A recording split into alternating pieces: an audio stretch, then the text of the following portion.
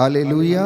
Hallelujah. Yeshu की स्तुति हो, यीशु की स्तुति यीशु हो। को धन्यवाद। यीशु को पिता धन्यवाद। ईश्वर की स्तुति हो, पिता ईश्वर की पिता स्तुति ईश्वर हो। को धन्यवाद। पिता ईश्वर को धन्यवाद। पवित्र आत्मा की स्तुति हो, पवित्र आत्मा की पवित्र स्तुति हो। आत्मा को धन्यवाद। पवित्र आत्मा को धन्यवाद। हे प्रभु यीशु, हे प्रभु मैं यीशु, विश्वास करता हूँ मैं विश्वास आप करता हूँ, हमारे बीच में हाजिर हैं। आप हमारे बीच में हाजिर हैं। आपका वादा है आपका वादा है आकाश के नीचे, आकाश के नीचे, धरती के ऊपर, धरती के ऊपर, यदि दो व्यक्ति यदि दो व्यक्ति एक मत होकर एक मत होकर मुझसे कुछ भी मांगेंगे, मुझसे कुछ भी मैं मांगेंगे, उन्हें प्रदान करूंगा। मैं उन्हें प्रदान करूंगा। आपका वादा है आपका वादा जहाँ है, पर 2 या 3 जहाँ पर 2 या 3 मेरे नाम से एकत्र होंगे, मेरे नाम से एकत्र होंगे, मैं उनके बीच में मैं उनके बीच हाजिर में रहूंगा। हाजिर रहूंगा। हे प्रभु यीशु, हे प्रभु यीशु, आज के इस पवित्र दिन में आज के इस पवित्र दिन में मेरे परिवार पर, मेरे परिवार पर, मेरे जीवन पर दया कीजिए। मेरे जीवन पर दया मैं कीजिए। आपकी आराधना करता हूँ, मैं आपकी आराधना आपकी करता महिमा गाता हूँ, हूँ, आपकी महिमा गाता आपकी हूँ, जय जयकार करता हूँ। आपकी जय जयकार करता हूँ। हालेलुया। हालेलुया। हे प्रभु यीशु, हे प्रभु यीशु, आप दयावान हैं, आप दयावान दया हैं, के सागर हैं, दया के सागर चंगा हैं, करने वाले प्रभु हैं। चंगा करने वाले प्रभु आपने हैं। अंधों को आंखें दी, आपने अंधों को आंखें, बहरों को कान दिए, बहरों को कान, गूंगों को वाणी दी, गूंगों को वाणी दी, लंगड़ों को पांव दिए, लंगड़ों को पाँव दिए, अर्धांग रोगियों को चंगा किया। अर्धांग रोगियों को चंगा हे किया प्रभु है। यीशु, हे प्रभु यीशु, हमारी दुर्बलताओं में भी हमारी दुर्बलताओं में हमारी सहायता कीजिए। हमारी सहायता कीजिए। हालेलुया। हालेलुया। हे प्रभु यीशु, हे प्रभु यीशु, मैं तेरे पास आता हूँ मैं तेरे पास अपने आता हूँ, परिवार के साथ, अपने परिवार के मैं साथ, तेरी आराधना करता हूँ। मैं तेरी आराधना करता हूँ। Hallelujah, hallelujah. Hallelujah, hallelujah. Hallelujah. Hallelujah. प्यारे भाइयों और बहनों, अपनी आत्मा को उस परम आत्मा के साथ जोड़ने की कोशिश करना। जितने भी लोग मेरे साथ ऑनलाइन या ऑफलाइन प्रार्थना में जुड़े हुए हैं, इस वक्त परमेश्वर का आत्मा आप सबकी अगुवाई करे, आपके मन, आत्मा, हृदयों पर अधिकार ले।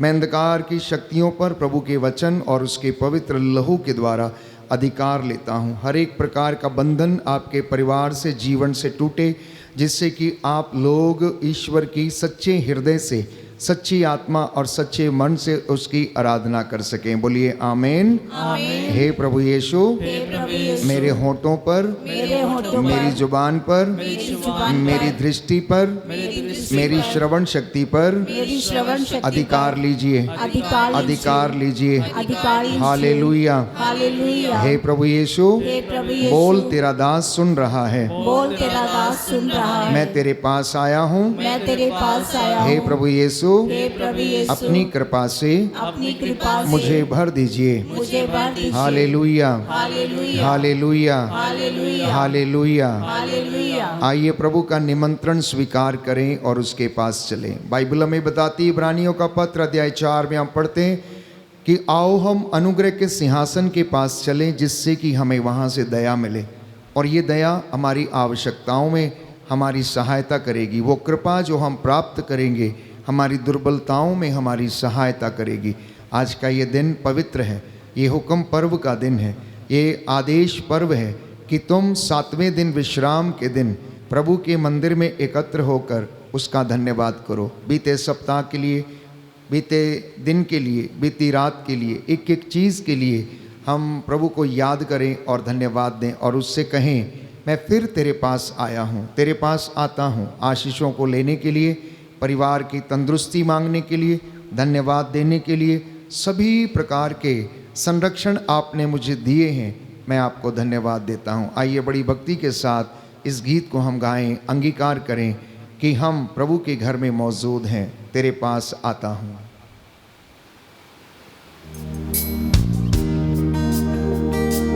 तेरे पास आता हूँ वर्शिप में जाना प्यारे भाई और बहन। यस लॉर्ड, तेरे आमीन।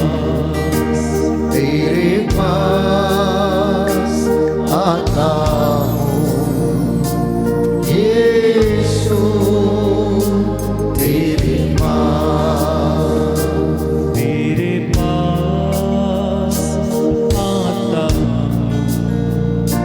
यीशु, तेरे पास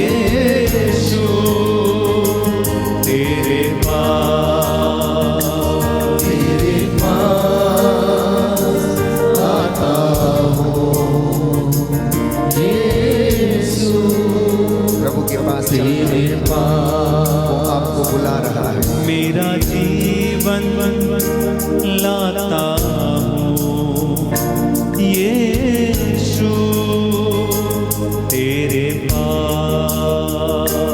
मेरा जीवन लाता हूँ यीशु तेरे पास। यीशु तेरे पास। यीशु तेरे पास। इनके पास बाइबल है वो खोल लें, जो घुटना टेक सकते हैं टेक लें, जो बैठना चाहते हैं बैठ जाएं। मेरे साथ इस भजन को दोहराना, अपनी प्रार्थना को इस भजन के माध्यम से प्रभु के चरणों में रखना। दाऊद नबी ने इस भजन को गाया और उसने अनुभव किया, मनुष्य क्या है जो तू उसकी सुध ले। वो तो सुबह को खिलती हुई घास के पौधे के समान है, जो सूरज का ताप लगते ही मुरझा जाता है। इसलिए स्तोत्र संख्या 90 में हम दाऊद के द्वारा कहे गए गाए गए इस गीत के माध्यम से हम प्रभु की स्तुति करें, आराधना करें। मेरे पीछे दोहराइएगा। प्रभु तू पीढ़ी दर पीढ़ी हमारा आश्रय बना रहा। प्रभु तू पीढ़ी दर पीढ़ी हमारा आश्रय बना रहा। पर्वतों की सृष्टि के पहले से, पर्वतों की सृष्टि के पहले से, पृथ्वी तथा संसार की उत्पत्ति के पहले से, पृथ्वी तथा संसार की उत्पत्ति के पहले से, तू ही अनादि अनंत ईश्वर है। तू ही अनादि अनंत ईश्वर है। तू मनुष्य को फिर मिट्टी में मिलाते हुए कहता है, तू मनुष्य को फिर मिट्टी में मिलाते हुए कहता है, आदम की संतान लौट जा। आदम की संतान लौट जा। 1000 वर्ष भी तुझे बीते कल की तरह लगते हैं। 1000 वर्ष भी तुझे बीते कल की तरह लगते हैं।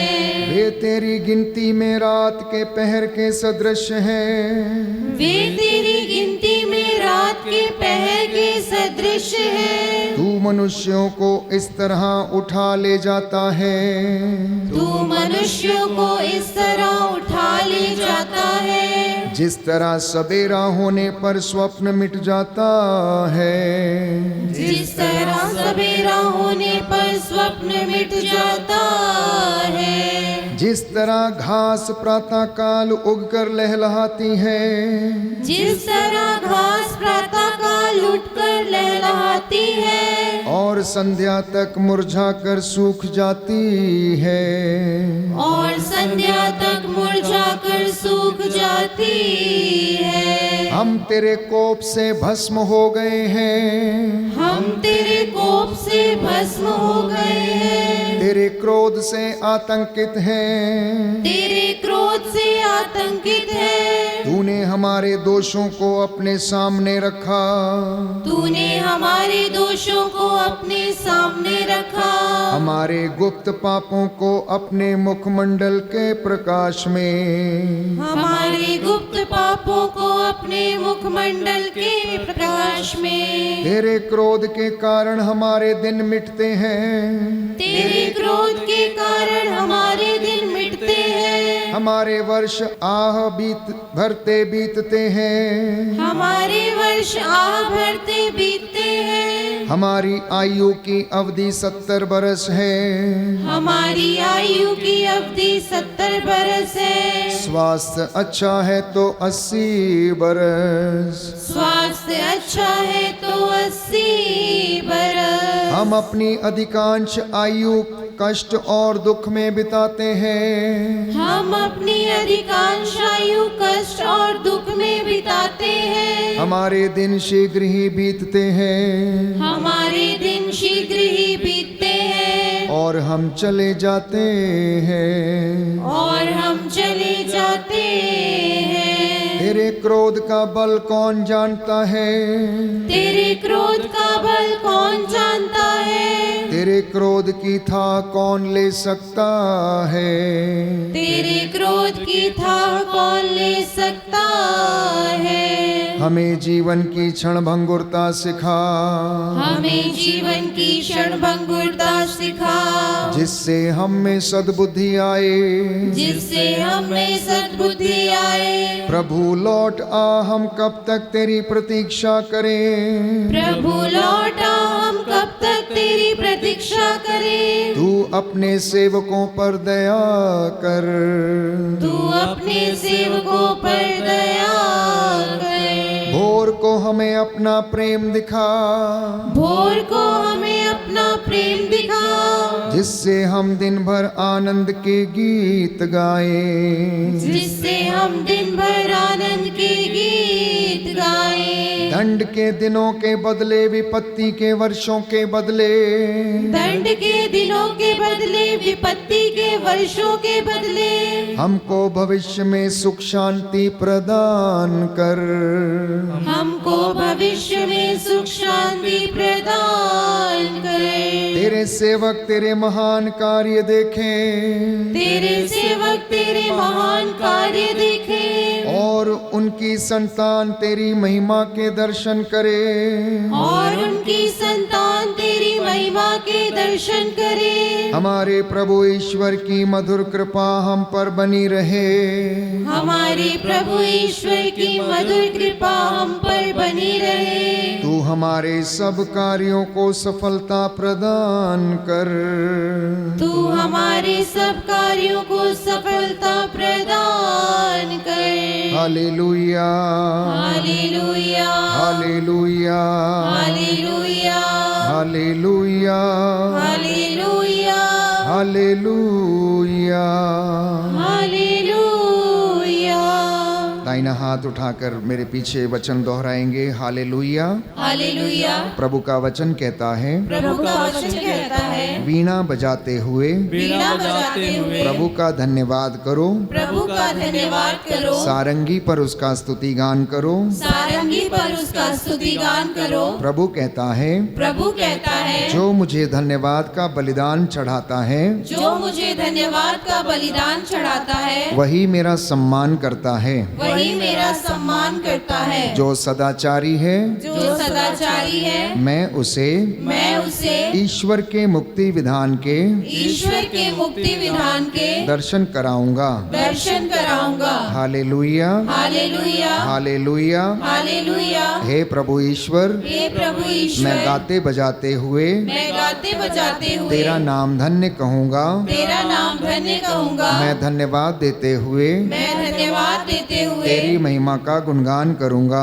तेरी महिमा का गुणगान करूँगा। हालेलुया। हालेलुया। मैं प्रभु के उपकारों का मैं प्रभु के उपकारों का गीत गाता रहूँगा। गीत गाता रहूँगा। मैं पीढ़ी दर पीढ़ी मैं पीढ़ी दर पीढ़ी उसकी सत्य प्रतिज्ञता उसकी सत्य प्रतिज्ञता घोषित करूँगा। घोषित करूँगा। हालेलुया। हालेलुया। हे प्रभु यीशु, हे प्रभु यीशु, मैं प्रार्थना करता हूँ मैं प्रार्थना करता हूँ मेरे परिवार में, मेरे परिवार में, मेरी संतान के जीवन में, मेरी संतान के जीवन मेरे में, मित्र बंधुओं की जिंदगी में मेरे मित्र बंधुओं की जिंदगी में अपनी कृपा अपनी कृपा प्रकट कीजिए। प्रकट कीजिए। हालेलुया। हालेलुया। हे प्रभु यीशु, हे प्रभु यीशु, जैसे तू अपने नबियों के साथ रहा, जैसे तू अपने नबियों के साथ रहा, हमारे साथ भी रहने की हमारे साथ भी रहने की कृपा कीजिए। कृपा कीजिए। हालेलुया। हालेलुया। आसमान खोल दे, आसमान खोल दे, हे पिता ईश्वर, हे पिता ईश्वर, यीशु के नाम पर यीशु के नाम पर अपनी रूह का मस्सा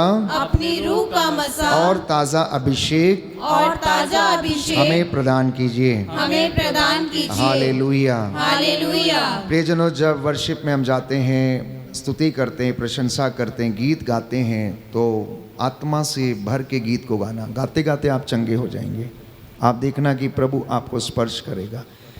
संत अगस्तिन कहते हैं, जो गाकर स्तुति करता है वो दोहरी बार स्तुति करता है। महान व्यक्ति थे जिन्होंने स्तुति के माध्यम से प्रभु को रिझाया, और उनमें सबसे बड़ा वर्शिपर था दाऊद नबी। प्यारे भाई और बहनों, उसकी ज़िंदगी में बहुत सारी समस्याएं थी, कष्ट था, पाप था, लेकिन फिर भी जब वो सच्चा आराधक बन गया, जैसा कि पवित्र बाइबल हमें बताती है, यूहन्ना के सुसमाचार में हम पढ़ते हैं कि ईश्वर सच्चे आराधकों की खोज में रहता है। जो आत्मा और हृदय की सच्चाई से उसकी आराधना करते, वो उनकी खोज में रहता है। आइए हम भी सच्चे आराधक बन के प्रभु से प्रार्थना करें, निवेदन करें कि स्वर्ग द्वार यीशु के नाम पर खुल जाए, आत्मा की रूह की आग हम पर बरसे, हम लोग शुद्ध हो जाएं, चंगे हो जाएं, प्रभु की स्तुति करने वाले बन सके। नित्य प्रतिदिन हम आत्मा में स्नान करते जाएं और अपने आप को हम प्रभु के सामने समर्पित करें। आसमान खोल दे यीशु के नाम से, आसमान खोल दे यीशु के नाम से, आसमान खोल दे यीशु के नाम से, आसमान खोल दे यीशु के नाम से, पाक रूह को आने दे यीशु के नाम से।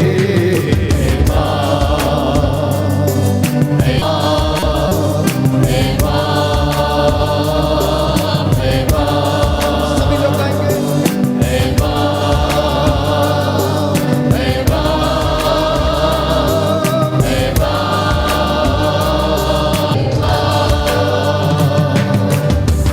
आसमान खोल दे यीशु के नाम से, आसमान खोल दे यीशु के नाम से, पाक रूह को आने दे यीशु के नाम से। आमीन आमीन।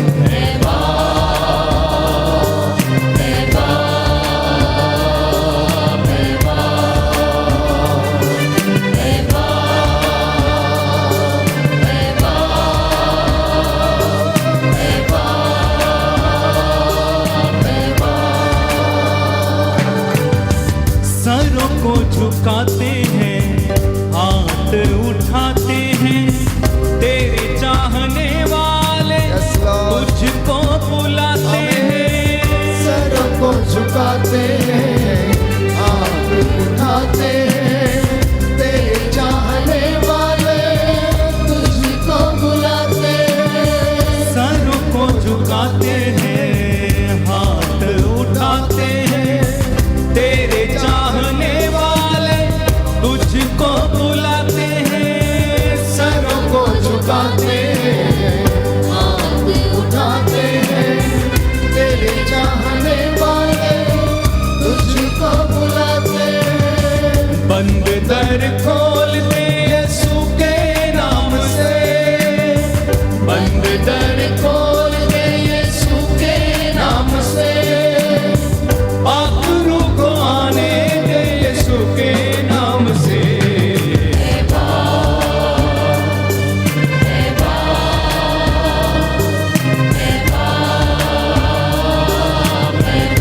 गाइए गाइए, मुंह खोल के जीसस समांतरों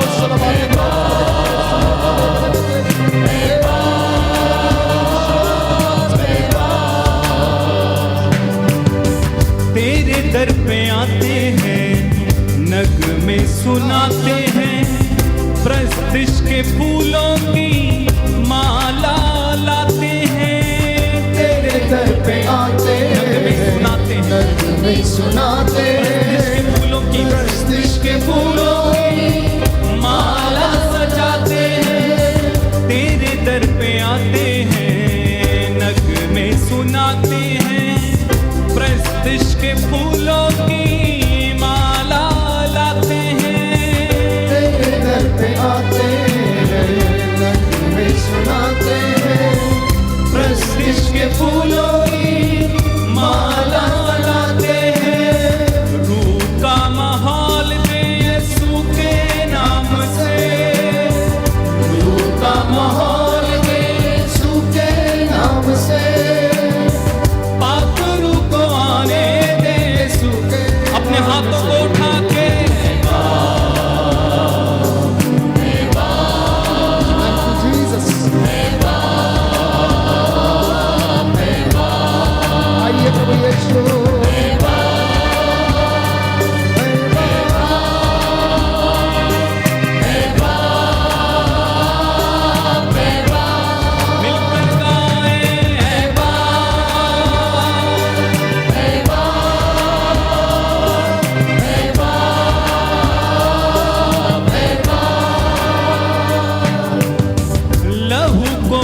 कमाया है, यस लॉर्ड, पाप मिटाया है, कीमत लहू की देके गुनाह से छुड़ाया है, लहू को बहाया, पाप मिटाया है, पाप मिटाया है, कीमत लहू की देके गुनाह से छुड़ाया है। कलाम तू बोल दे यीशु के नाम से, कलाम तू बोल दे यीशु के नाम से, पाक रूह को आने दे यीशु के नाम से।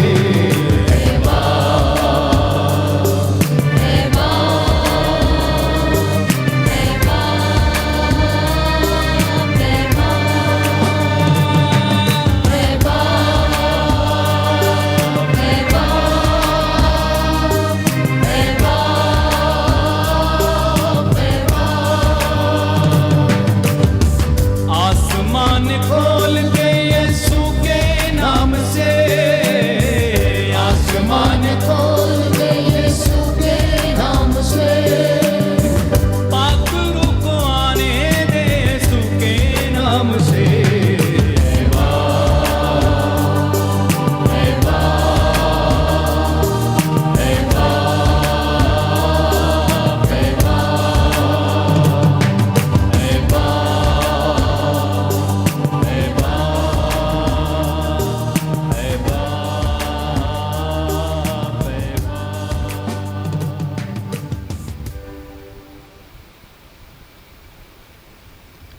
प्रियजनों, प्रभु का वचन हमें बताता है कि मेरी वाणी जो चाहती है वही कर डालती है। मेरी वाणी, पवित्र बाइबल कहती है, जो चाहती है वही कर डालती है। पवित्र बाइबल का पहला संदेश। दूसरा, मैं जो चाहता हूँ उस उद्देश्य को पूरा किए बिना नहीं लौटती, बशर्ते कोई उस वाणी को स्वीकार करे, वचन के अनुसार जीवन व्यतीत करे। पर अधिकांशता देखा गया है कि ये वचन बहुतों की जिंदगी में काम नहीं करता, आशीष नहीं आती, आती है तो ठहरती नहीं। आखिर ऐसा क्यों होता है? मैं समझता हूं ऐसा इसलिए होता है क्योंकि इंसान, प्यारे भाइयों और बहनों, जो मिट्टी का पुतला है और कमजोरियों से लदा हुआ है, उसे तपस्या करने की आवश्यकता है। और उस तपस्या के कारण वो अपने आप को शुद्ध करता, पवित्र करता है, अपने इस शरीर रूपी बर्तन को वो साफ करता है, इस शरीर रूपी मंदिर को वो साफ करता है, जहाँ पर परमेश्वर के वचन, उसका अनुग्रह, उसकी आशीष आकर ठहरे। तो इंसान की जिंदगी में आशीषें ठहरती नहीं है। उसका कारण ये हो सकता है क्योंकि वो पाप भी कर रहा है, पुण्य भी कर रहा है, धर्म के रास्ते पर भी है, अधर्म के रास्ते पर भी है, सच भी बोलता है, झूठ भी बोलता है, भलाई भी करता है और बुराई भी करता है, प्रेम भी करता है, घृणा भी करता है। वो दोनों रास्तों पर चलने की कोशिश करता है। एक तरफ प्यारे भाइयों और बहनों आता है, ईश्वर से पर्याप्त मन्नतें लेकर उसके चरणों में आता है, स्नान करता है, आत्मिक रूप से अपने आप को शुद्ध करता, वचन में बढ़ने की कोशिश करता, लेकिन फिर सांसारिक माया मोह के जाल में फंसकर प्रलोभन में पड़ जाता है और ऐसे कामों में लग जाता है जहाँ पर उसका अभिषेक और मसा जो है फिर से चला जाता है। इंसान अंधकार में भी रहता है, प्रकाश में भी रहता है। कुछ काम जो दिन के उजाले में करता है और कुछ जो गलत काम है रात के अंधकार में वो करता है। शायद इंसान की इसीलिए ऐसी दुर्गति है कि वो आत्मिक उन्नति में अव्वल नहीं ठहर पाता है। निरंतर प्रयासरत तो रहता है, लेकिन जितनी आशीष उसके जीवन में ठहरनी चाहिए उसको वो महसूस नहीं कर पाता है, क्योंकि उसका पाप, उसका पुण्य और उसके कर्म उसके सामने है और वो इन दोनों को वो करता जाता है, पाप भी करता जाता है, पुण्य भी करता जाता है। एक तरफ हम पाप करते हैं और दूसरा परमेश्वर के सामने उपस्थित होने के लिए हम अपने आप को पुण्य के कर्मों के द्वारा शुद्ध करना चाहते हैं और उसकी हजूरी में आना चाहते हैं। इतना ही नहीं, हम में से कुछ लोग तीर्थ यात्रा के लिए जाते हैं, वेलंकणी जाएंगे, कृपाओं की माता गिरजाघर में जाएंगे, माथा टेकने के लिए वहाँ जाएंगे, ऐसा सोच के कि हमारे पापों का प्रायश्चित होता है, हमें पुण्य मिलेगा, हम अगर ऐसा काम करेंगे तो। ये प्यारे भाइयों और बहनों, इंसानी हकीकत में अपने मन को हौसला देने वाली एक बात है। और यदि इंसान इसको भी करना छोड़ दे तो मैं समझता हूं कि वो अपने आध्यात्मिक जीवन को और अपने पुण्य के कामों को उसके अंदर कोई बोध नहीं रह जाएगा। और जब ये भी बोध समाप्त हो जाएगा तो वो अपनी दुर्गति की ओर चलने लगेगा। कहने का तात्पर्य ये है कि इंसानी जिंदगी में, जमीनी हकीकत में उसके जीवन शैली में बैलेंस नहीं है, स्टेबिलिटी नहीं है, स्थिरता नहीं है। वो जब चाहे जैसा चाहे अपनी योजना के अनुसार, अपने स्वार्थ के हित वो उस काम को कर लेता है। और जब कष्ट में आता है, चिंता में पड़ता है, दुख में जाता है, तब वो ईश्वर को याद करता है, परमेश्वर को याद करता। लेकिन वहीं कुछ लोग दूसरी ओर ऐसे भी हैं जिन्होंने उसको अपनी जिंदगी में चुन लिया है, जिनके साथ वो हमेशा है, जिसको हमेशा देखते हैं और धारा का जीवन करते हैं। इसलिए कहती हैं धर्मो उसकी धार्मिकता का पुरस्कार मिलेगा, विश्वासी को उसके विश्वास का पुरस्कार मिलेगा, अच्छे कर्म करने वाले को उसके अच्छे कर्मों का पुरस्कार मिलेगा। और आप अपनी दूसरी दुनिया में, जिसे हम विश्वास करते हैं कि वो मुक्ति की दुनिया है, परमेश्वर के राज्य में खड़े होंगे और हमसे पूछा जाएगा, हमारा हिसाब लिया जाएगा, हमारे बही खाते खोले जाएंगे और पूछा जाएगा, हाँ बेटा तू बता कि 80 वर्ष तूने धरती पर बिताए, तूने क्या किया, तूने क्या किया? मैंने तुझे 80 वर्ष इस काम को करने के लिए दिए थे, अब मुझे बता मैं तुझे कौन सा इनाम दूं, मैं तेरे कौन से पुण्य कर्मों का इनाम दूं?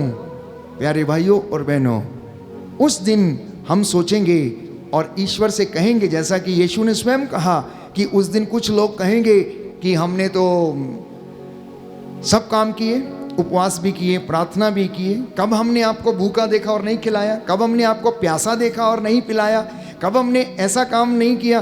तो वो कहेगा, देखो अगर तुमने किसी छोटे से छोटे व्यक्ति को जो शोषित है, लाचार है, अपने आप में कुछ नहीं कर सकता, यदि उसको एक गिलास ठंडा पानी भी नहीं पिलाया तो वो तुमने मुझे भी नहीं पिलाया। लेकिन अगर कोई काम तुमने मेरे नाम पर उसके लिए कर दिया तो समझना कि तुमने मेरे लिए वो काम किया है, तुमने मेरे लिए वो काम किया है। प्यारे भाइयों और बहनों, आज का ये वचन मेरे और आपके लिए प्रेरणा स्रोत है, प्रेरणादायक वचन है कि अगर मेरी और आपकी ज़िंदगी में आशीषें ठहरनी है तो मुझे और आपको कुछ ऐसे कामों को करने की आवश्यकता है जो हमारी इस ज़मीनी हकीकत में, इंसानी ज़िंदगी में हमें करना अनिवार्य है।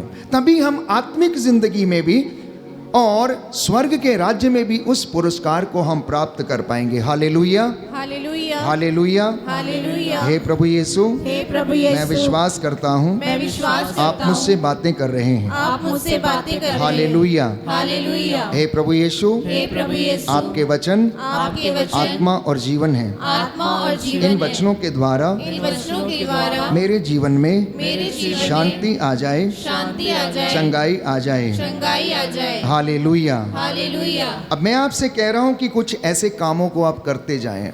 हम में से बहुत से लोग आश्चर्यचकित रहते हैं, फादर जी क्या करें, कैसे करें?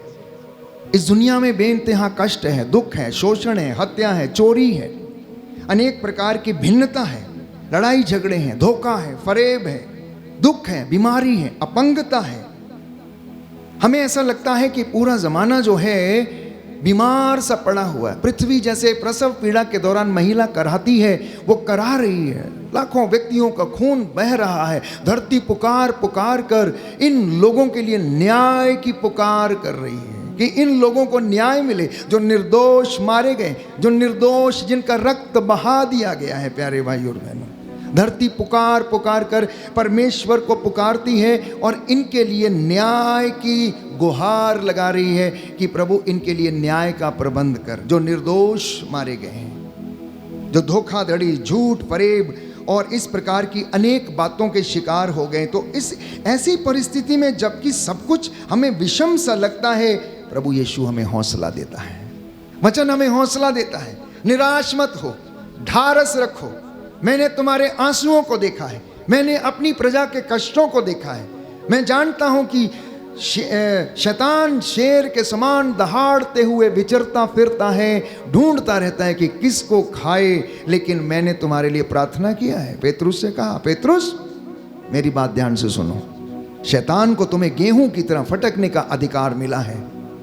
यदि पेतरुस को, प्यारे भाइयों और बहनों, जो यीशु की संगति में रहता था, उसे अगर शैतान को गेहूं की तरह फटकने का अधिकार मिला, तो आप जो और मैं साधारण मनुष्य हैं, पेतरुस के जैसे, क्या हम बच पाएंगे? यीशु कहता, लेकिन मैंने तेरे लिए प्रार्थना की है, मैंने तेरे लिए प्रार्थना किया है, और जब तू सही रास्ते पर आएगा तब मेरी प्रजा की अगुवाई करना, तब मेरे बच्चों को संभालना, तब मेरी प्रजा को संभालना, उनके आगे चलना, उनका अगुवा बनना। अभी तेरे लिए इतना पर्याप्त है कि मैंने तेरे लिए प्रार्थना की है कि तेरी जिंदगी में तुझे कृपा मिलती रहे, साहस मिलती रहे। यही बात पौलुस से भी कही। पौलुस जो पहले साउल था, अत्याचार करता था, मारता था, लोगों को लताड़ता था, अत्याचार उनके ऊपर करता था, तलवार के घाट उतारता था। जब यीशु के साथ एनकाउंटर हो गया, प्यारे भाइयों और बहनों, तो उसका जीवन बदल गया, उसकी सोच बदल गई, उसके विचार बदल गए, उसकी जीवन शैली बदल गई। वो शास्त्री था, बहुत बड़ा ज्ञानी था, संहिता का उसे पूरा ज्ञान था, और वो अच्छी तरह से एक एक बात को जानता, लेकिन समझता नहीं था। वो समझता नहीं था। एक दिन पर प्रभु यीशु ने उसे दर्शन दिया। जब वो दमिश्क के रास्ते पर जा रहा था, तो उसे औंधे मुंह होकर गिरा दिया। एक बिजली चमकी, प्यारे भाइयों और बहनों, उसके आसपास में बिजली चमकी, उसकी आंखों की रोशनी चली गई और वो अंधा सा हो गया। बाइबल कहती है, एक आवाज सुनाई दी, साउल साउल तू मुझे क्यों सताता है? प्रभु आप कौन है? बोले, मैं ईसा नाजरी हूं, जिसको तू सता रहा, जिस पर तू अत्याचार करता है। और वो कुछ देख नहीं पाया। उसने कहा, उठ और जहां मैं तुझे बताता हूं तू जा, अनानियस के घर में जा, वहां तुझे बताया जाएगा कि तुझे क्या करना है। क्या आपको पता है क्या करना है? क्या मुझे पता है कि हमें अपने जीवन में क्या करना है? आप पारिवारिक गृहस्थी का जीवन जीते हैं, क्या आपको अपने परिवार के विषय में पता है? प्रभु ने कभी आपको बताया है? शायद हमारा एनकाउंटर अभी तक प्रभु के साथ नहीं हुआ, शायद हमारा एनकाउंटर इस वचन के साथ नहीं हुआ, शायद इस वचन को हमने, पवित्र शास्त्र के वचनों को जिन्हें हम सुनते और पढ़ते हैं, अभी उन्हें डाइजेस्ट नहीं किया है, वो हमें पचे नहीं है। हमने ऊपर ऊपर से उसका स्वाद लिया है। जब ये वचन हमारे जिंदगी में, हमारे घर में घर कर जाते हैं, प्यारे भाइयों और बहनों, आपका और मेरा जीवन जो है खुद ब खुद बदल जाता है, खुद ब खुद बदल जाता है। बोलो आमीन, हालेलुया, यीशु की स्तुति हो, यीशु को धन्यवाद, यीशु की आराधना हो, यीशु की महिमा हो, यीशु को धन्यवाद। हे प्रभु यीशु, मेरे जीवन में, मेरे परिवार में, अपने वचन के द्वारा आशीष और उन्नति प्रदान कीजिए। आमीन। तो मैंने कहा, पहली बात, आशीषें नहीं ठहरती क्योंकि हम दो रास्तों पे चलते हैं, पाप पुण्य, प्रेम घृणा, भलाई बुराई, अंधकार में प्रकाश में, और दोनों रास्तों पे हम चलते हैं। आशीष आती है लेकिन ठहरती नहीं, क्योंकि हम दूसरी ओर बुराई में फंस जाते हैं। दूसरा कारण जो आशीष हमारी जिंदगी में नहीं ठहरती और प्रभु हमें देना चाहता, विश्वास की कमी। याद कीजिए, बेथानिया में जब यीशु गया, लाजर के घर में गया, क्योंकि लाजर जवान था, और किसी घर में अगर जवान बेटा मर जाए तो उस घर के लोगों की हालत कैसी होगी। उसकी दो बहनें थी, मार्था और मरियम, बेचारी बहुत दुखी हो गई, बहुत दुखी हो गई। यीशु अक्सर उनके घर में आया जाया करता था, वचन सुनाया करता था, और उनसे स्वाभाविक है कि वो उनसे बातें किया करता था, उनको ढारस देता था। लेकिन फिर भी मार्था जो थी कमज़ोर पड़ गई, विश्वास में कमज़ोर पड़ गई और कहने लगी, गुरुवर यदि आप यहाँ होते तो मेरा बेटा नहीं मरता। तो यीशु ने जवाब क्या दिया, मार्था क्या मैंने तुझसे नहीं कहा कि अगर मुझ में विश्वास करेगी तो तू ईश्वर की महिमा देखेगी? तूने उसे कहाँ रखा है? बोले कोई फायदा ही नहीं। बोले क्यों फायदा क्यों नहीं? क्या तू मुझ में विश्वास नहीं करती? चल मुझे लेके चल, मुझे दिखा के रखा कहाँ है। क्योंकि वो उसका मित्र था, वो उसे प्यार करता था, बेहद प्यार करता था। और अगर यीशु ने कहीं आंसू बहाए तो ये लाजरस की कब्र के ऊपर जाकर उसने आंसू बहाए। और मार्था कहती है अब तो प्रभु 4 दिन हो गए, अब तो दुर्गंध आती होगी, अब क्या फ़ायदा है, अब वहाँ चलने से क्या फ़ायदा, आपने बहुत देर कर दी, पहले आए होते तो बच जाता, पहले आए होते तो बच जाता। क्योंकि मैं जानती हूँ, लेकिन मैं जानती हूँ अब भी अगर आप जो कुछ भी पिता से मांगोगे वो तुम्हें ना नहीं करेगा, बल्कि वो तुम्हें प्रदान करेगा। और उसको लेकर जाती है सामने कब्र में जहाँ पर लाजरस को रखा हुआ था। बड़ा भारी पत्थर उसकी कब्र के सामने रखा हुआ था। प्यारे भाइयों और बहनों, यीशु कुछ क्षण के लिए वहाँ पर खड़े रहते हैं, प्रार्थना करते हैं। लोग वहाँ पर एकत्र होते हैं क्योंकि ईश्वर की महिमा दिखाने का समय आ गया था। शास्त्री थे, फरीसी थे, उसकी आलोचना करने वाले थे और कुछ एक जो चमत्कार देखने के लिए वहाँ एकत्र हुए थे, वहाँ पर थे। यीशु को मौका मिला, यीशु ने आवाज़ लगाई, लाजर लाजर बाहर आ। और लाजर बाहर आ गया। लोगों से कहा पत्थर हटाओ, लोगों ने पत्थर हटा दिया। अब मेरा एक सवाल, जैसे मैं हमेशा बार बार पूछता हूँ कि यीशु मसीह जो मुर्दों में जान डाल सकता, क्या पत्थर नहीं हटा सकता था? क्या पत्थर नहीं हटा सकता था? अगर वो आदेश देता पत्थर हट जा तो हट जाता। लेकिन वो चाहता था कि आप करें, वो चाहता था कि आप भी कुछ सैक्रिफाइस करें, वो चाहता था कि आपकी आंखों से भी पर्दा हटे, वो चाहता था कि अविश्वास का पर्दा जो आपकी ज़िंदगी में है, बुराई का पर्दा जो आपकी ज़िंदगी में, जिसने आपके पूरे व्यक्तित्व को ढका हुआ, आध्यात्मिक जीवन को ढका हुआ, वो अलग हो। इसलिए वहाँ पर एक संदेश दिया यीशु मसीह ने, मार्था मार्था, तुझे अपने अविश्वास का पर्दा हटाने की आवश्यकता है, मुझ में विश्वास करने की आवश्यकता है, ईश्वर में विश्वास करने की आवश्यकता है। और जब यीशु ने जवाब दिया, प्यारे भाइयों और बहनों, लाजर बाहर आया। अब और एक विचित्र बात थी, मुर्दा चल के बाहर आ गया, लेकिन वो रिलैक्स नहीं था क्योंकि उसके शरीर पर बहुत सी पट्टियां जो है, कॉफिन जिसे हम कहते हैं, वो लपेटा हुआ था। अब प्रभु चाहते तो कॉफिन भी हट सकता था, ये नहीं हट सकता था। लोगों से कहा इसकी पट्टियां खोलो, बोले। लोगों से कहा इसको आज़ाद करो, ये पट्टियों से बंधा हुआ है। और जब उसकी पट्टियां खोली गईं तो वो रिलैक्स होकर चलने लगा। पवित्र वचन बाइबल में हमें बताता है, प्यारे भाइयों और बहनों, परमेश्वर ने अपने नबियों से कहा, मेरी प्रजा को सुसमाचार सुनाओ, मेरी प्रजा के सामने से अंधकार दूर करो, मेरी प्रजा को उनके पापों को पढ़ कर सुनाओ, मेरी प्रजा का मार्गदर्शन करो, मेरी प्रजा के लिए प्रायश्चित करो, मेरी प्रजा के लिए प्रार्थना करो। ए याजकों, वेदी के सामने घुटना टेको, हाथों को उठाओ, चिल्लाओ, आंसू बहाओ, क्योंकि मेरी प्रजा बिन चरवाहे के समान, भटकी हुई भेड़ों के समान हो गई है। जाओ और इन्हें एकत्र करो, इन्हें वचन सुनाओ और इनसे कहो कि स्वर्ग का राज्य निकट आ गया है, पश्चाताप करो, सुसमाचार में विश्वास करो। प्यारे भाइयों और बहनों, ये वचन इंसानी जीवन में पट्टियों को खोलने का प्रतीक है।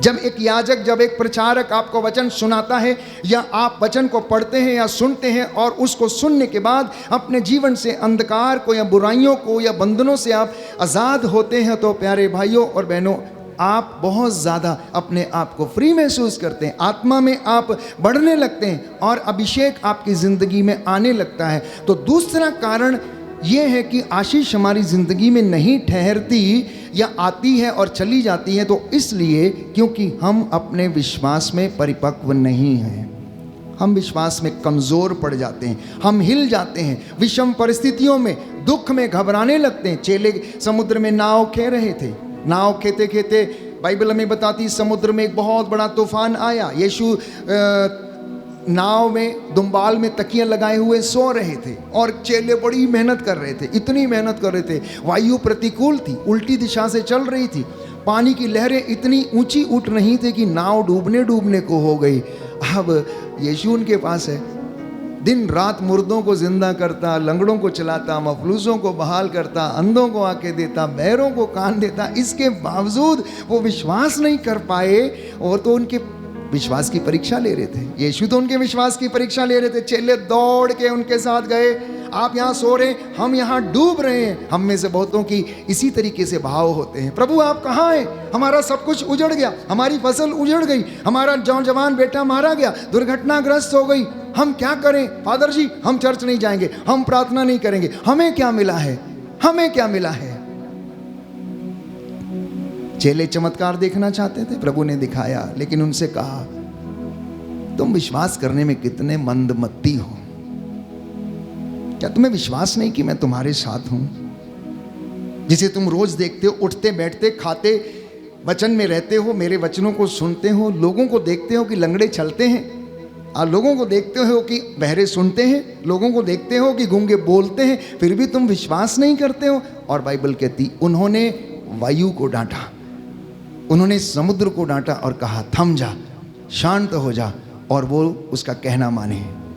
वे लोग आश्चर्यचकित हो गए, आखिर ये व्यक्ति कौन है जो हवा और पानी भी इसका कहना मानते हैं। Hallelujah, hallelujah, hallelujah, hallelujah. हे प्रभु यीशु, हे प्रभु यीशु, मैं विश्वास करता हूँ मैं विश्वास करता आप हूँ मेरे जीवन में भी आप मेरे जीवन में भी रोज चमत्कार करते हैं। रोज चमत्कार करते इन हैं। चमत्कारों को इन चमत्कारों को अनुभव करने का अनुभव करने का मुझे अभिषेक प्रदान कीजिए। मुझे अभिषेक प्रदान कीजिए। Hallelujah, hallelujah, hallelujah. हालेलुया। तीसरा कारण, परमेश्वर की आशीष हमारे परिवारों में हम लोग कभी कभी कम महसूस करते हैं, ठहरती नहीं है, शायद उसका तीसरा कारण है हमारी जिंदगी में जो पाप है।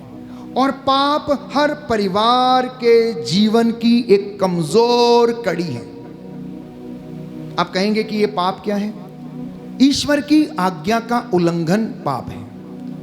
और ईश्वर की आज्ञाओं में सर्वोपरि 10 आज्ञाएं हैं जो पुरानी व्यवस्था में परमेश्वर ने मूसा की संहिता के द्वारा इजरायलियों को प्रदान की। पहला, मैं प्रभु तेरा परमेश्वर हूं, उसको छोड़कर किसी दूसरे की आराधना मत करना, तू अपने प्रभु ईश्वर की आराधना करना, उसका नाम व्यर्थ ना लेना और बल्कि उसके आदेशों का पालन करना, प्रभु का दिन पवित्र रखना, माता पिता का आदर करना, चोरी ना करना, झूठी गवाही ना देना, व्यभिचार ना करना, पराये धन का लालच ना करना, पराई स्त्री की कामना ना करना। ये आज्ञाएं प्यारे भाइयों और बहनों, अगर इंसान अपनी जिंदगी में इनके खिलाफ कोई भी काम करता है तो वो पाप की श्रेणी में आता है और उसके लिए हमें प्रायश्चित करने की आवश्यकता है। काम जो मैं और आप करते हैं, पुण्य के काम जो करते हैं प्रियजनों, वो हमें तसल्ली देता है कि हम शुद्ध हो गए हैं और हम साफ हो गए। लेकिन जब हम परमेश्वर के सामने आकर घुटना टेककर आत्मा और हृदय की सच्चाई से माफ़ी मांगते हैं, उपवास और प्रार्थना के द्वारा हम प्रभु को समर्पित होकर अपने पूरे खानदानी पापों और पापों के लिए प्रायश्चित करते हैं, तो वो स्वीकार्य होता है। तो जब तक आप इस पाप को इजाज़त ना दें, वो आपके घर में प्रवेश नहीं कर सकता है। इसको मैंने आपको बहुत बार समझाने का प्रयास किया। अगर हेवा शैतान को इजाजत ना देती कि वो उसके घर में आए या अदन वाटिका में आए, तो शायद वो पाप कभी नहीं होता जो हेवा ने कर लिया। हेवा ने उसके साथ बातें की, कॉन्वर्सेशन किया, बुराई से बात किया। शैतान जो पाप का मूल कारण है, जो सरदार है, उससे बात किया और उसने अपने प्रलोभन में उसको फंसाया और प्यारे भाइयों और बहनों, वो उसमें डूब गई और हेवा ने वो फल खा लिया, ईश्वर की आज्ञा का उल्लंघन कर दिया। क्योंकि ईश्वर ने कहा था सारे पेड़ों के फल खा सकते हो, तुम इस पेड़ का फल नहीं खाओगे, क्योंकि ये जीवन का वृक्ष है, ये जीवन और मृत्यु का वृक्ष है। प्यारे भाइयों और बहनों, इसी संदर्भ मैंने कई मर्तबा ये भी पूछा, कई लोगों को लगता है कि शैतान ने आकर फल खिलाया। शैतान ने तो उसे बहकाया और क्या बोला उसको, देखो तुम मरोगे नहीं, प्रभु जानता है तुम नहीं मरोगे, बल्कि तुम उसके जैसे हो जाओगे। अब हेवा इतनी नादान है, बाइबल कहती है कि परमेश्वर ने जब उनको बनाया तो अपने प्रतिरूप बनाया। वो ऑलरेडी ईश्वर के प्रतिरूप थे, ईश्वर का मसा उनके पास था, ईश्वर का तेज, उसकी महिमा, पवित्रता उनके पास थी, लेकिन फिर भी वो क्या वासनाओं के तहत भटक गई, कुछ और बड़ा करने की सोचने लगी, कुछ और अच्छा दिखने की सोचने लगी, कुछ जिंदगी में और प्राप्त करने की सोचने लगी। और इसी क्रम में प्यारे भाइयों और बहनों, उसने फल तोड़कर खुद भी खाया और अपने पति आदम को भी दिया, और दोनों ही पाप के भागी बन गए। आदम ने उसे मना नहीं किया, आदम ने पूछा नहीं तू क्या मूर्ख स्त्रियों की तरह बात करती है, क्या तुझे पता नहीं कि हम प्रभु के साथ रहते हैं। आदम भी मैं समझता हूं कि उतना ही गुनाहगार था जितनी हेवा, क्योंकि उसने अपनी पत्नी का साथ दिया, उसने फल तोड़कर खाया, उसको भी खिलाया, और उसके पति ने एक भी सवाल नहीं पूछा कि तेरा विश्वास कहाँ, क्या तेरा ज़मीर इतना मरा हुआ है, क्या तू वचन को नहीं जानती, क्या तू परमेश्वर को नहीं जानती, क्या तू उसकी महिमा को नहीं देखती जो रोज़ हमें दिखाता है। शायद ये बातचीत उनमें होती तो वो दोनों बच जाते, लेकिन बच नहीं पाए। हर पाप प्यारे भाइयों और बहनों शैतान को निमंत्रण देता है, बच्चों की ज़िंदगी में, परिवारों की ज़िंदगी में, दंपतियों की ज़िंदगी में, किसी भी व्यक्ति की ज़िंदगी में जो कि भलाई के काम कर रहा है या सेवा में है या कहीं पर, अगर वो प्रलोभन में पड़ता है तो वो पाप को निमंत्रण अपनी ज़िंदगी में देता है। इसलिए हमें सावधान रहने की आवश्यकता है। अगर हम अपना बुरा जीवन नहीं छोड़ते, अपने जीवन को नहीं बदलते, तो हमारी ज़िंदगी में आशीष कभी भी नहीं ठहरेगी। Hallelujah, hallelujah, hallelujah, hallelujah. Yeshu की स्तुति हो, यीशु की स्तुति हो, यीशु को धन्यवाद, यीशु को धन्यवाद, यीशु की आराधना हो, यीशु की आराधना, यीशु की महिमा हो, यीशु की महिमा, यीशु को धन्यवाद। यीशु को धन्यवाद। एक सुंदर गीत है, हम गाते हैं, नाजरत के राजा तेरी महिमा हमें दिखा जा। हम भी प्रभु से कहें कि जैसे बेथानिया में तूने अपनी महिमा दिखाई थी, हमारे इस घर में भी, हमारी इस पल्ली में भी, हमारे इस गांव में, शहर में अपनी महिमा दिखा और हमसे बातें कर। हे नाजरत के राजा तेरी महिमा हमें दिखा जा। गाते गाते आप चंगे हो जाएंगे। विश्वास के साथ गाना, महसूस करना कि प्रभु आपसे बात कर रहा है। फादर अशोक नहीं, प्रभु आपसे बात कर रहा है। मैंने आपसे कितनी बार कहा, जब तक आप फादर अशोक को देखेंगे प्रचार करते हुए चंगे नहीं होंगे। जिस दिन आप प्रभु यीशु को स्वयं उनके रूप में देख लेंगे और कि ये वचन प्रभु यीशु अपने पवित्र होंठों के द्वारा आपसे बात कर रहा है, तो आपकी ज़िंदगी में उसी दौरान, उसी क्षण चंगाई आ जाएगी। इस गीत को हम गाएंगे प्रभु की महिमा के लिए।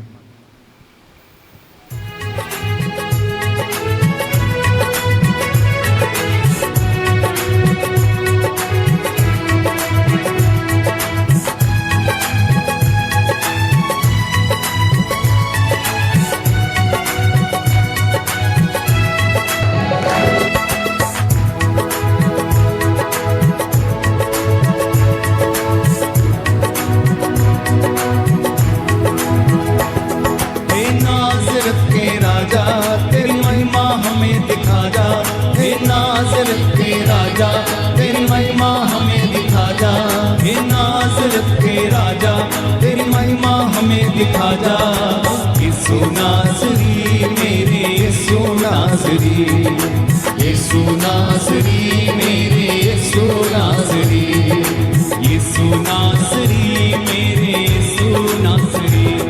हे नासरत के राजा तेरी महिमा हमें दिखा जा, हे नासरत के राजा तेरी महिमा हमें दिखा जा।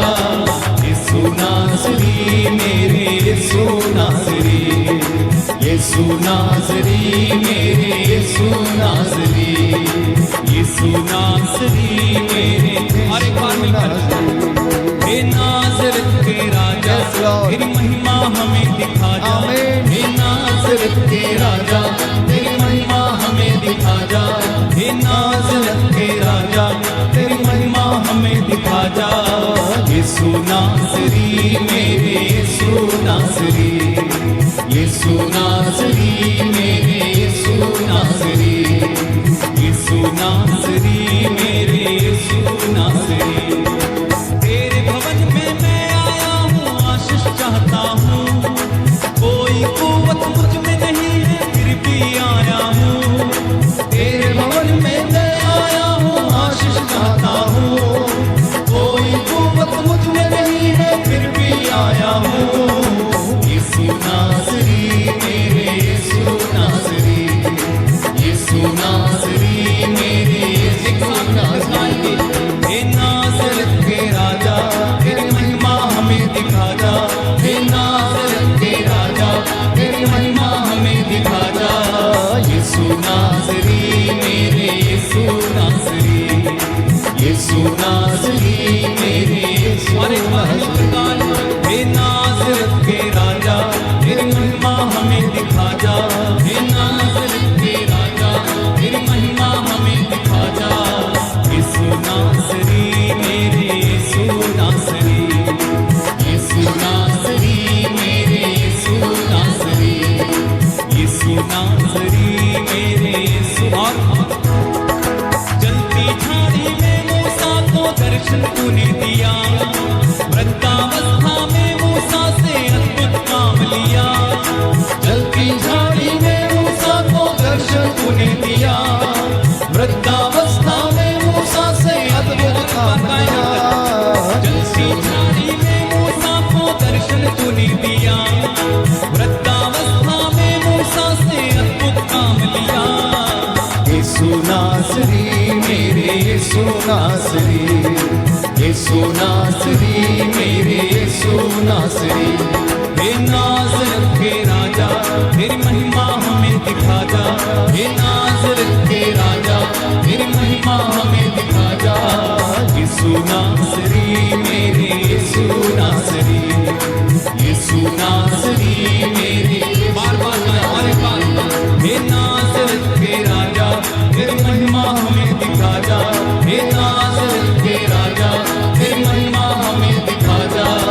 यीशु नासरी मेरे यीशु नासरी, यीशु नासरी मेरे यीशु नासरी। इस दुनिया में तू आया था मुझे बचाने को, चुना है तूने मुझको अपनी रूह से भरने को। इस दुनिया में तू आया था मुझे बचाने को, चुना है तूने मुझको अपनी रूह से भरने को। इस दुनिया में तू आया था मुझे बचाने को, चुना है तूने मुझको अपनी रूह से भरने को। यीशु नासरी मेरे यीशु नासरी, यीशु नासरी मेरे यीशु नासरी। हे नासरत के राजा तेरी महिमा हमें दिखा जा, हे नासरत के राजा तेरी महिमा हमारे खाजा। हे नासरत के राजा तेरी महिमा हमें दिखा जा। यीशु नासरी मेरे यीशु नासरी, यीशु नासरी मेरे यीशु नासरी, यीशु नासरी मेरे। प्रियजनों, इंसान 4 तरीके का जीवन जीता है। ध्यान से सुनना। पहला पारिवारिक जीवन, दूसरा सामाजिक जीवन, तीसरा धार्मिक जीवन और चौथा व्यक्तिगत जीवन। ये 4 प्रकार के जीवन हैं जिसमें हम रोजमर्रा की जिंदगी में टहलते फिरते हैं। पारिवारिक जीवन जिसे सब लोग देख सकते हैं, आपके मम्मी पापा भाई बहन बच्चे, आप किसी से बच नहीं सकते, सब कुछ उनके सामने है। सामाजिक जीवन, आप समाज में हैं। आजकल सोशल मीडिया के माध्यम से आप सोशल प्लेटफॉर्म से हैं, वहाँ पर भी आप नहीं बच सकते। कोई भी आपको देख सकता है, आपको सुन सकता है, सब चीज़ें। धार्मिक जीवन, आप मंदिर में आते हैं, चर्च में आते हैं, जाते हैं, किस तरीके से इबादत करते हैं, माथा टेकते हैं, आप चढ़ावे चढ़ाते हैं, क्या दान पुण्य करते हैं, सब कुछ दिखता है। परंतु एक चौथे प्रकार का जीवन है जो व्यक्तिगत है। उसे केवल 2 लोग देखते हैं। एक परमेश्वर और दूसरा उसका एडवर्सरी, उसका शत्रु शैतान। आपके व्यक्तिगत जीवन पर, आपके व्यक्तिगत विचारों पर, आपकी व्यक्तिगत भावनाओं पर, प्यारे भाइयों और बहनों, इन दो लोगों की नजर रहती है। बाकी ना तो आपका मित्र जानता है आप क्या सोच रहे हो, क्या कर रहे हो, क्या करोगे, नहीं करोगे, ना आपके बच्चे, ना आपकी पत्नी, कोई नहीं जानता। रात के अंधेरे में आप क्या कर रहे हो, अकेले आप क्या कर रहे हो, जब आप व्यक्तिगत जीवन में अकेले हो आप उसमें कैसे अपने जीवन को व्यतीत करते हो, कौन सी आपकी सीक्रेट लाइफ है, इसको प्यारे भाइयों और बहनों केवल आप जानते हैं, या परमेश्वर जानता है, या शैतान जानता है। इसलिए आप उस सीक्रेट लाइफ को लॉक करके रखते हैं अपने मन में, विचारों में और अपने गैजेट्स में जो आपके पास रहते हैं। अगर वो सबके साथ साझा करने वाली चीज़ हो तो मैं समझता हूँ लॉक करने की आवश्यकता नहीं है। इसलिए प्यारे भाइयों और बहनों, अय्यूब के ग्रंथ में चलते हैं तो हमें पता लगेगा कि जब इब्लीस स्वर्ग में हो रही सभा में स्वर्गदूतों के बीच जाकर बैठ गया तो परमेश्वर ने क्या कहा, तू पृथ्वी का चक्कर लगा के आ रहा है, यही तो तू कह रहा है, पर तेरी नज़र मेरे दास पर नहीं पड़ी, तेरी नज़र मेरे दास अय्यूब पर नहीं पड़ी। उसने क्या कहा, उसने कहा तेरा हाथ जो उसके ऊपर है, मेरी नज़र उसके ऊपर कैसे पड़ सकती। अब देखिए, अय्यूब धरती के ऊपर, परमेश्वर स्वर्ग में है, अय्यूब को वो देख रहा है कि अय्यूब के जैसा कोई नहीं है, वो कितनी धार्मिकता के साथ जीवन जीता है, कितना उसका जीवन अच्छा है, और वो शैतान से कह रहा है कि तू चक्कर लगा के आया, अच्छा तो मेरे दास पर तेरी नज़र नहीं पड़ी क्या? कहता तेरा हाथ उसके ऊपर है, मेरी नज़र उसके ऊपर कैसे पड़ सकती, तू अपना हाथ हटा और फिर देख के कि मैं उसके साथ क्या करता हूं। परमेश्वर ने कहा, जैसे दो कोच होते हैं, उनका खिलाड़ी होता है, उसी तरीके से परमेश्वर को भी पता था कि अय्यूब बड़ा ईमान में बड़ा पक्का है, बड़ा विश्वासी है, दृढ़ विश्वास से परिपूर्ण है, वो कुछ भी ऐसा काम नहीं करता। परमेश्वर ने शैतान से कहा ठीक है उसके साथ कुछ भी करना, लेकिन उसकी जान पर हाथ नहीं डालना तुम। और बाइबल कहती है इब्लीस उसकी ज़िंदगी में आया, सब कुछ तहस नहस कर डाला, सब कुछ उसका लुटा दिया, उसके गाय बैल भेड़ बकरियां ऊंट, उसकी गधियां, उसके सैनिक, यहाँ तक कि उसके बच्चे भी मौत के घाट उसने उतार दिए। और उसकी पत्नी आकर उससे कहने लगी अब तो दुआ प्रार्थना बंद कर दो, अब कुछ होने वाला नहीं, सब कुछ लुट गया है। लेकिन अय्यूब ने आखिरी क्षणों में भी यही कहा, क्या मूर्ख स्त्रियों की तरह बात करती है, परमेश्वर ने दिया था, परमेश्वर ने ले लिया, नंगा माता के गर्भ से आया था, नंगा वापस जाना है, जो उसका था उसने ले लिया, हमारा इसमें है ही कुछ भी नहीं है। उसके 4 मित्र जो उसे भेंट करने के लिए आते हैं, महीने दर महीने एक एक के बाद एक, उसे सांत्वना तो कम देते हैं, उसे कहते हैं अब तू छोड़ दे, इबादत करना छोड़ दे, प्रार्थना करना छोड़ दे, ये कुछ होने वाला नहीं है, सब कुछ तेरा लुट गया। लेकिन वो नहीं माना, वो नहीं माना, वो जीत गया, वो जीत गया। और बाइबल कहती है कि परमेश्वर ने उसे पुरस्कार दिया, उसके पास जो कुछ था उसको सब उसने डबल करके दिया। तो जब परमेश्वर कुछ देना चाहता हमें खाली करता है, लेकिन हम खाली होना चाहते नहीं, हम त्याग करना चाहते नहीं, हम तपस्या करना चाहते नहीं, इसलिए हमारी ज़िंदगी में भरता भी नहीं है। इसलिए याद रखिए, उस दिन आदम और हेवा को जिस तरीके से शैतान ने प्रलोभन दिया, आज भी वही चीज़ें हमारी ज़िंदगी में मौजूद हैं। उस दिन फल दिखा दिया था, आज वो फेसबुक दिखाता है, आज सोशल मीडिया प्लेटफॉर्म्स दिखाता है, यूट्यूब दिखाता है, मॉल्स दिखाता है, बड़े बड़े सड़कें दिखाता है, बड़े बड़ी ऐसी चीज़ें जहाँ पर हमारे जीवन को हानि हो सकती वहाँ दिखाता है, ड्रग्स दिखाता है, नशा दिखाता,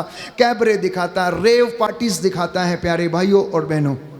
और रात के उस अंधेरे में, काली रातों में क्या होता है वो सब कुछ दिखाता है। और नौजवान बेटे और बेटियां बच्चे उससे बचे हुए नहीं हैं। प्रलोभन आपके सामने। इसलिए पवित्र बाइबल निर्गमन ग्रंथ में लिखता है, पवित्र वचन विधि विवरण ग्रंथ में लिखता है कि जो मैं तुम्हारे सामने जीवन और मृत्यु दोनों रख रहा हूं, तुम चुनो किसको चुनना चाहते हो। मृत्यु चुनोगे मृत्यु मिलेगी, जीवन चुनोगे जीवन मिलेगी। जो वचन मैं तुम्हें आज सुना रहा हूं वो तुम्हारे चौखटों पर, तुम्हारी दीवारों पर, घर की दीवारों पर लिखे होने चाहिए, माथे पर शिरोबंद की तरह और तुम्हारे बाजुओं पर ताबीज की तरह ये वचन अंकित हो जाएं, ताकि तुम सोते बैठते उठते यात्रा करते समय भोर को जागते समय, रात को घर लौटते समय इनका तुम मनन चिंतन किया करो, क्योंकि ये वचन आत्मा और जीवन है। इन पर तुम्हारा जीवन निर्भर है। ये निरे शब्द नहीं है, ये आपको आत्मिक उन्नति और आत्मिक जीवन देने वाले वचन हैं। प्यारे भाइयों और बहनों,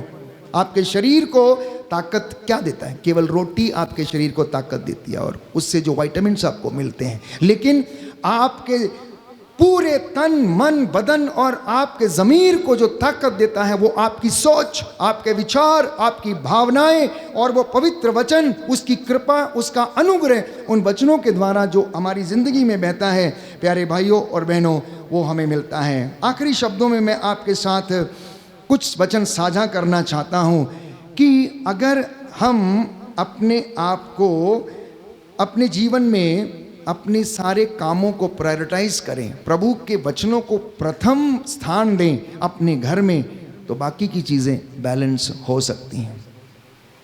एक चेले ने अपने गुरु से पूछा, गुरु जी मुझे बताइए दुखों का कारण क्या है? मैं समझ नहीं पाता हूँ कि दुख क्यों आता है मेरी ज़िंदगी में। तो उन्होंने कुछ इस तरीके से जवाब दिए कि सांसारिक चीज़ों पर आसक्ति ही हमारे दुखों का कारण है, अपेक्षा ही हमारे दुखों का कारण है। और उसे कुछ उदाहरण उन्होंने दिए। सब दुखों का कारण मैं और मेरे बंधन है, उसके गुरुजी ने उससे कहा। और उसने कहा, एक व्यक्ति था, पेड़ को पकड़कर उसके ऊपर चिपक गया और चिल्लाने लगा कि मुझे छुड़ाओ, मुझे बचाओ, मुझे छुड़ाओ, मुझे बचाओ। और गुरु शिष्य वहाँ से जा रहे थे। जब वो जा रहे थे तो शिष्य बोला, गुरुजी इसकी मदद कीजिए। तो गुरुजी ने कहा, नहीं नहीं नहीं नहीं, इसकी कोई मदद नहीं कर सकता है, इसकी कोई मदद नहीं कर सकता, क्योंकि ये स्वयं पेड़ की डाल को पकड़ के लिपटा हुआ है और बोल रहा है कि चिल्लाओ चिल्लाओ। ये खुद बंधनों में बंधा हुआ है, ये खुद छूटना नहीं चाहता है, ये खुद छोड़ना नहीं चाहता है, ये खुद नीचे आना नहीं चाहता है। इसकी कोई मदद नहीं कर सकता है। जब तक कि ये स्वयं निर्णय ना ले तो इसकी कोई मदद नहीं कर सकता। इसी तरीके से आसक्ति, मकड़ी को आपने देखा है, वो जिस जाल को बनाती है वो उसमें खुद ही एक दिन मर जाती है। आपने देखा होगा कभी, अपने घर में देखना, मकड़ी का जाला। मकड़ी एक छोटे से तार से, लार से एक जाला बनाती है और कुछ दिन के बाद जब उसका जीवन समाप्त होता है तो उसी में मरी हुई मिलती है आपको, उसी में मरी हुई मिलती है। शिकार भी अपना उसी में करती है, लेकिन उसका जीवन भी प्यारे भाइयों और बहनों उसी में समाप्त हो जाता है और वो मर नहीं पाती। इसीलिए आसक्ति का एक दूसरा बहुत अच्छा उदाहरण है, मधुमक्खी को देखा है आपने प्यारे भाइयों और बहनों, जो शहद बनाती है और उस शहद में दूसरी मक्खियाँ आती हैं, भिनभिनाती हैं, वो स्वाद लेकर उड़ती हैं और चली जाती हैं, उड़ती हैं और चली जाती हैं। लेकिन जो मक्खी 2-3 सेकंड 4 सेकंड से ज़्यादा उसके ऊपर बैठती है, वो उसी में क्या करती है, चिपक जाती है और निकल नहीं पाती है। कहने का मतलब, अगर कोई व्यक्ति इस तरीके से अपनी ज़िंदगी में सांसारिक माया मोह की ज़िंदगी में आसक्त हो जाता है, उसी में रह जाता है, तो वो उसी में अपने जीवन को नष्ट कर लेता है। तो धन का लोभ आ जाने से उसकी तृप्ति पूरी नहीं होती है। फिर चाहे वो कितना भी धन प्राप्त कर ले, लेकिन संतुष्टि उसे नहीं मिलती है। तो इसलिए एक सुंदर दोहा है, जब आवे संतोष धन तब सब धन धूलि समान। तो परमेश्वर जब हमारी जिंदगी में संतोष रूपी धन जब हमें देता, जब वो आ जाता है, बाकी का सारी चीज़ें प्यारे भाइयों और बहनों हमें धूल के समान लगती हैं। याद करिए पौलुस क्या कहता है, याद करिए पौलुस क्या कहता है, कह रहा संसार की इन चीज़ों की जो बातें हैं, मैं मसीह के क्रूस को क्या देता हूँ, गौरव देता हूँ, आदर देता हूँ, और मैं उसकी तुलना में संसार की सारी चीज़ों को कूड़ा समझता हूँ। कहता है कूड़ा समझता हूँ। अब मुझ में मैं नहीं बल्कि मसीह जीवित है, उसकी शिक्षा मुझ में जीवित है, उसका प्रेम मुझ में जीवित है जो मुझे प्रेरित करता है। इसलिए धन का मोह, लालच सब बुराइयों की जड़ है। तो व्यक्ति को एहसास हुआ कि मेरे सारे दुखों की जड़ जो है वो आसक्ति है, अटैचमेंट है। अटैचमेंट चाहे वो रिश्ते का हो, चाहे चीज़ों का हो, चाहे व्यसनों का हो, चाहे किसी बुरी लत का हो या किसी भी चीज़ का, अगर वो उसमें आसक्त हो गया तो उसे दुख मिलना जो है वो प्यारे भाइयों और बहनों संभव है, उससे उसको कोई भी हटा नहीं सकता। तो व्यक्ति ने पूछा, तो इससे निवारण का उपाय बताइए गुरुजी, इससे निवारण का उपाय बताइए। तो उन्होंने उसे जवाब दिया, अपने मन को मोह और वासना से ऊपर उठाना और उसे प्रेम और संतोष से भर देना। ये उसका उपाय है, ये उसका उपाय है। जिसके हृदय में प्रेम है, दया है, संतोष का दीपक जलता है, प्रज्वलित हो गया है, उसके मन से मोह, वासना, लोभ, ईर्ष्या, अंधकार प्यारे भाइयों और बहनों दूर हो जाएगा और ईश्वर उसकी जिंदगी में प्रवेश कर उसे आशीष प्रदान करेगा। आज के वचन जो आपने सुने हैं आपको आशीष प्रदान करें, अनुग्रह प्रदान करें। यह समय होगा, इस वक्त हम चंगाई के लिए प्रार्थना करेंगे। प्रभु आप लोगों को हर प्रकार के बंधनों से आज़ाद करे। कुछ क्षण मौन हो जाएं, अपने अपने परिवारों को, संतानों को, पति पत्नी एक दूसरे को समर्पित करें, अपने बुजुर्गों को समर्पित करें और विशेष रूप से धन्यवाद दें परमेश्वर को कि उसने हमसे बातें की हैं। अपनी प्राथमिकताओं को जो बिगड़ी हुई हैं सही करें, परमेश्वर को प्रथम स्थान दें, पवित्रताई का जीवन जीने का कोशिश करें, 10 हुक्मों के पालन करने की कोशिश करें, अन्याय की संपत्ति से अपने घर को बर्बाद ना करें, बुरे विचारों से अपने इस सुंदर मन को, आत्मा को बर्बाद ना करें। कुछ क्षण मौन होकर हम प्रार्थना करें, प्रभु हमें आशीष दे और उसकी कृपा हमारे जीवन पर बरसे। आमीन। प्रभु हमें बुला रहा है, यदि हम भटके हुए हैं तो उसकी आवाज़ को सुने और उसके पास चलें। लौट आ, लौट आ, लौट आ। प्यारे भाइयों और बहनों, हम एक दूसरे के लिए प्रेरणा स्रोत बन जाएं। प्रभु का ये वचन हमारी ज़िंदगी में हमें अनुग्रह और शांति प्रदान करे। इस गीत के माध्यम से हम प्रभु की आवाज़ को सुने और अपने आप को उसके चरणों में समर्पित करें। लौट आ, लौट आ। तू आजा घर लौट आ बेटे घर लौट आ। तू आजा घर लौट आ बेटे घर लौट आ। दुनिया की भीड़ में क्यों खो रहा, मिलेगा कुछ भी ना फल जो हो रहा। दुनिया की भीड़ में क्यों खो रहा, मिलेगा कुछ भी ना फल क्यों हो रहा। तू आजा घर लौट आ बेटे घर लौट आ। तू आजा घर लौट आ बेटे घर लौट आ। लौट आ, लौट आ, लौट आ, लौट प्रार्थना करें, प्रार्थना करें। लौट कर आए, प्रायश्चित करते हुए। लौट आ,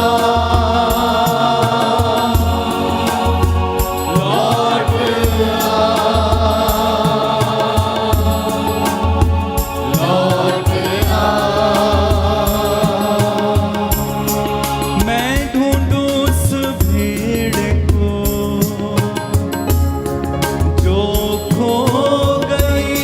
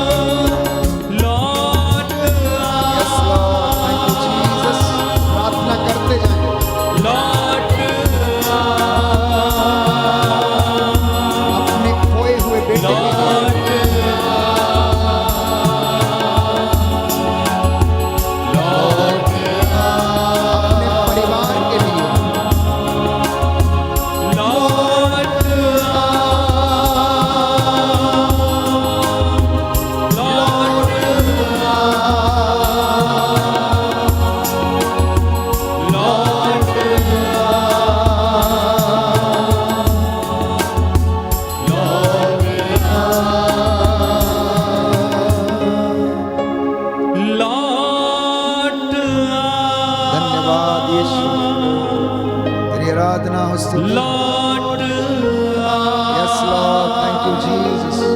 प्रार्थना करें, करते जाएं प्यारे भाइयों और बहनों।